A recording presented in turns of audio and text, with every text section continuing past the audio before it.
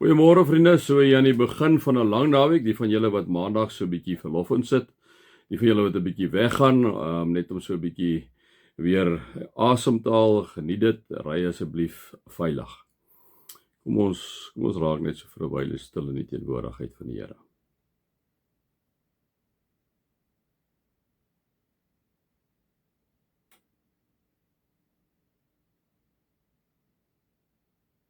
Heilige Gees, Vader, God en Seun, Drie-enige God, U wat altyd teenwoordig is, alom teenwoordig is, U wat alles weet, U wat alwetend is. Here, U wat ons almal liefhet, U sê so lief het U die wêreld gehad, dat U U Seun gestuur het. Dankie vir U, Here, onverdiende, diepgaande liefde vir sondige mense soos ons. Dankie dat ons as gelowiges die voornaamwoord het van inderdaad verloste sondige mense. Jesus wat in ons plek gesterf het vir al ons sondes wat ons gedoen het en nog steeds gaan doen vorentoe. Dankie daarvoor. Dankie vir U genade. Amen. Vriende, ja, dan is ons nou hier by Hebreërs. Ons het gister begin by Hebreërs 11, maar net weer eens konteks. Vriende, dit is eintlik, ons het oor geloof gepraat. Hoekom praat die Hebreërs skrywer oor geloof? Nee, kyk, want dit is mos nou iets wat ons al die jare oor praat, maak ook by Hebreërs 11, dan praat ons om die Hebreërs 11. Niks verkeerd daarmee nie. Maar hoekom praat hy daaroor? Praat die Hebreërs skrywer daar. Ons het dit nou al dikwels vir mekaar gesê, maar hy praat daaroor, liewe vriende, omdat hierdie mense vervolging beleef, omdat hierdie mense moedeloos is, omdat hulle swaar kry en omdat hulle die gevaar loop om te sê, man, kom ons gaan maar weer na ons ou weer toe terug, né? Daarom kom die Hebreërs skrywer en hy kom praat met hierdie groepie mense en hy kom sê vir hulle, kom ek sê vir julle, julle wat nou swaar kry en vervolging beleef hierso en moedeloos wil word, onthou net, geloof is om seker te wees van die dinge wat ons hoop. Geloof is om oortuig te wees van die dinge wat ons nie sien nie, so moenie moedeloos raak nie, moenie moed opgee nie. Kom sê hy vir hulle, dis hoekom hy hierdie gedeelte sê, en dan haal hy nou die klomp voorbeelde aan van die mense wat geglo het, hè. Dan sê hy vir hulle, nou kom onthou, hy praat met hierdie mense, julle moet julle nou voorstel hierso, hulle is moedeloos, briefie kom maar by hulle uit, hy praat met hulle, sê vir hulle, hoor hierso julle, kom ek getel gou 'n bietjie vir julle van julle oeroupas en oumas en hoe het hulle geloof gehad. Kom ek vertel gou 'n bietjie vir julle. En dan kom vertel hy vir hulle, liewe vriende, hier van Henog. Hy sê, omdat Henog geglo het, is hy weggeneem sonder dat hy gesterf het. Nee, hy is die ou wat opgeneem is en Elia. Dis die twee mense wat nie dood gegaan het op aarde wat ons van weet, wat die Bybel vir ons sê nie, nee. Al die ander mense is dood op aarde, maar Henog en Elia is opgeneem in die hemel, nee. Praat nie van Jesus self wat ons nou later opgeneem is in die hemel nie. So Henog het geglo, omdat Henog geglo het, is hy weggeneem sonder dat hy gesterf het, en hy was nêrens te vind nie, omdat God hom weggeneem het. Nou hoor nou hierso. Van hom word getuig dat hy voordat hy weggeneem is, geleef het soos God dit wou. Geleef het soos God dit wou. Alright, nou onthou nou die gehoor, onthou nou die konteks.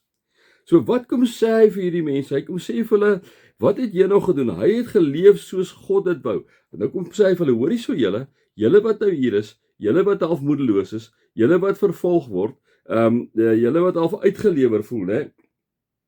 Kom ek sê vir julle, kom ons leer by Henog. Henog het geglo, en op die ou en voordat hy weggeneem het, het hy geleef soos God dit wou. So moenie dat mense julle weg te trek, om na goddelose maniere oor te gaan, weer na julle ou weer toe teruggegaan nie. Nee, lewe inderdaad soos God dit wou. Leer by Henog, dan gaan hy aan.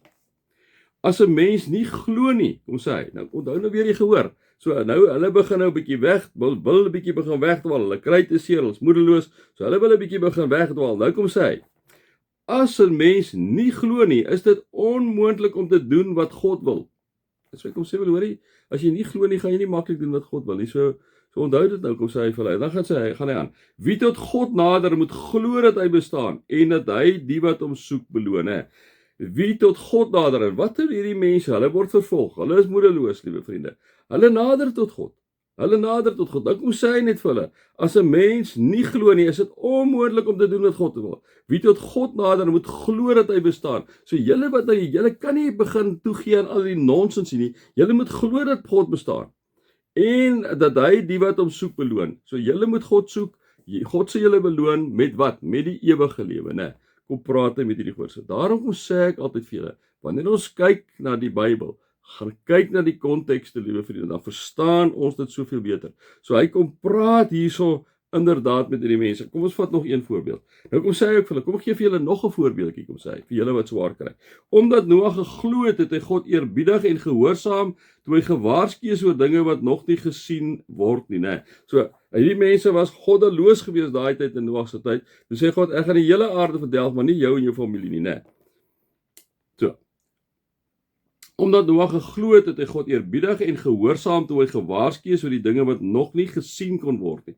So wat kom sê die Hebreërs skrywer? Alhoewel julle nog nie kan sien nie, alhoewel julle nog nie op die eindtyd is nie, bly glo. Noag het ook nie gesien nie. Noag moes die ark bou vir jare en jare en jare moes hy die ark bou. Daar was niks nie. Die mense het hom gespot, nee. Kom ons lees gou hier wat hy sê.